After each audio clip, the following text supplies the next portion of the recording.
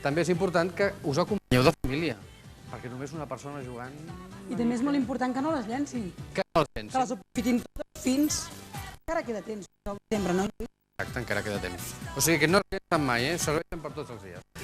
Ara, d'aquí una estona, continuem jugant amb més números, amb més boles, però ara anem a parlar amb el nostre convidat, que és l'Antonio Ribas. Tenim aquí, Antonio. Bona nit. Com estàs? Home, molt bé. Sí? Ha acabat d'arribar ràpidament i ja el tenim aquí.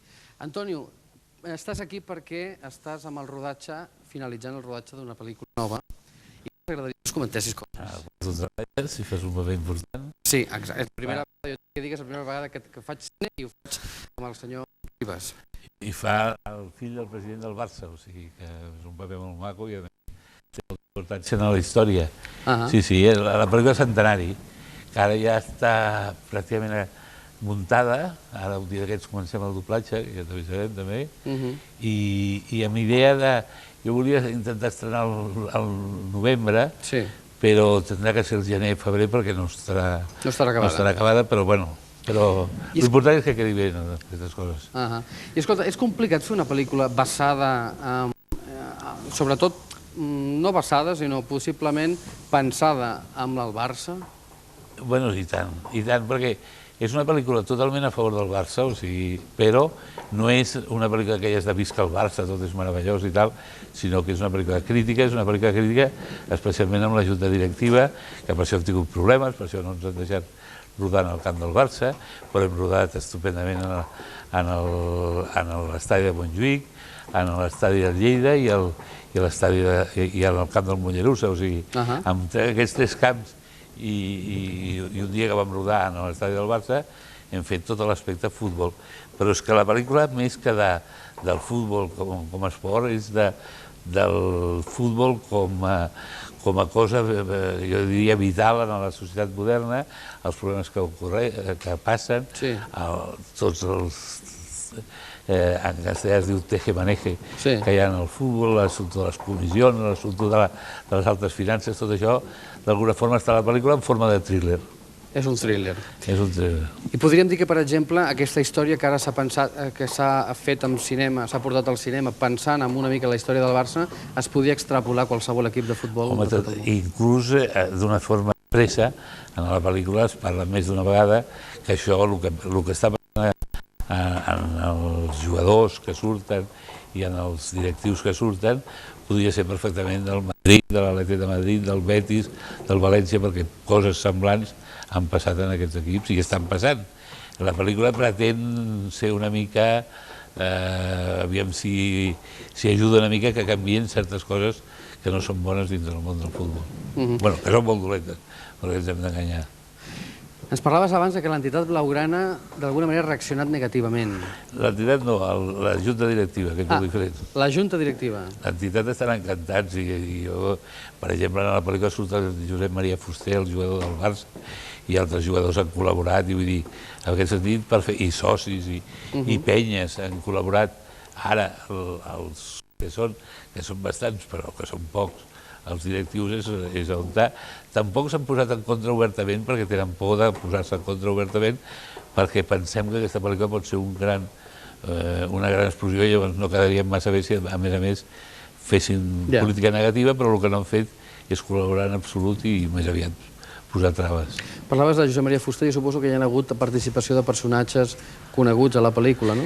Sí, hi ha hagut, per exemple, el Cito Pons, la Marina Rossell, ara sortirà la Julio Otero, sortirà tots són companys teus, el Jordi González molt probablement, el Cribiller, avui he parlat amb la dona del Cribiller, també allò que et diuen cameos, que jo, abans que sigués cameos, també jo ho havia fet a la Ciutat Gravada, va sortir des de la Montserrat Roig a l'Heribert Barrera, al Josep Benet, molta gent que no era del cine, amb petits papers, que jo procurava que els dinessin el paper físicament i tal, i d'alguna forma fa que després, si la pel·lícula per lo que sigui és èxit, queda més pel futur perquè a sobre hi ha aquesta cosa de més que hi ha uns personatges que en aquell moment que es va fer la pel·lícula eren molt importants i molts d'ells que ho continuen sent. Sembla que tenim unes imatges del rodatge de la pel·lícula, no sé si el podem anar veient, el podem veure. Sí, això és, ja aclareixo, no és un tràiler, però és com una mena de tràiler de 6 minuts, suposo que aquí passem menys. Són trossos de la pel·lícula, són muts, perquè encara no mut, amb una música, però que no és la música de la pel·lícula encara, perquè encara s'ha de doblar la pel·lícula i s'ha de fer tot el so. Si tot això són escenes. Aquest és el teu germà a la pel·lícula. És una barreja d'escenes, no és una continuïtat. Quines anècdotes s'han tingut a la pel·lícula, Antoni? Suposo que moltes, no? Moltes. És una pel·lícula que, si normalment les pel·lícules catalanes, perquè normalment són, hi ha de tot, però hi ha pel·lícules que són petites i més aviat barates i tal, aquesta és una superproducció en el sentit que si una pel·lícula aquí la fan en 4 o 5 setmanes, aquesta s'ha fet en quasi 4 mesos. Vull dir, i tot ha costat molt més, tot és més llarg. La pel·lícula també serà una pel·lícula, un llargmetratge, seran 2 hores o... 2 hores? Però 2 hores, penseu que els americans, els grans èxits, són de 2 hores i mitja i de 3 hores, i ja estic parlant de 2 hores, a més. Si hi ha pel·lícula, o sigui, en cinema, una pel·lícula de 5 minuts pot ser llarguíssima, i una pel·lícula de 2 hores, si tens la sort de donar-li ritme i de donar-li interès, es pot fer curta, no? El Titanic és un dels èxits més grans de la història del cine, durava 3 hores, i la gent se l'empassava. És complicat, mentre anem veient aquestes escenes, anem parlant del cinema també en general. Jo no sé si és per Antonio Rivas, que ha estat... Mira, que eres tu que sorties aquí. Sí, jo no he vist mai, vull dir que és una de les coses que... Però deia que realment ha estat... Aquí també estàs tu, Sí, exacte. Mira. Deia que Antonio Rivas, que ha estat un director polèmic, sempre... Que surts molt. I aquí, quan et segresten, aquí... Aquí m'ho segresten a mi, també tenen la cosa. És el fill del president, que el segresten. Sí.